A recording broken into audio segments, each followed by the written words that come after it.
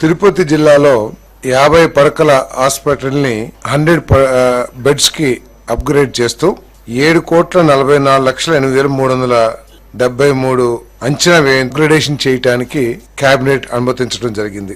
దీని మూలంగా అదనంగా 191 పోస్టులు డాక్టర్స్ కానివ్వండి లేదా పారామెడికల్ స్టాఫ్ కానివ్వండి 191 మందిని మంజూరు చేయడం జరిగిందని చెప్పేసి మనం చేస్తాను. దీంట్లో ఏంటంటే 7,44,00,000లో 90% కేంద్ర ప్రభుత్వం భరిస్తుంది, కేవలం 10% 15% రాష్ట్ర ప్రభుత్వం భరిస్తుంది. దీని మూలంగా ఏంటంటే మెరుగైన వైద్య సేవలు వసతులు అన్ని కూడా అక్కడ ప్రజలకి అందుబాటులోకి వస్తాయని చెప్పేసి నేను మనం చేస్తాను. ఎందుకంటే అడిషనల్ గా ఆపరేషన్ థియేటర్స్ ఇవన్నీ కూడా 7:1 నిష్పత్తిలో, ఇందాక ఏదైతే 7,44,00,000 చెప్పానో 7:1 నిష్పత్తిలో అంటే 6.51 కోట్లు కేంద్ర ప్రభుత్వం అంటే ఈఎస్ఐ కార్పొరేషన్, 93 లక్షలు రాష్ట్ర ప్రభుత్వం పెట్టుబడి పెడుతుంది.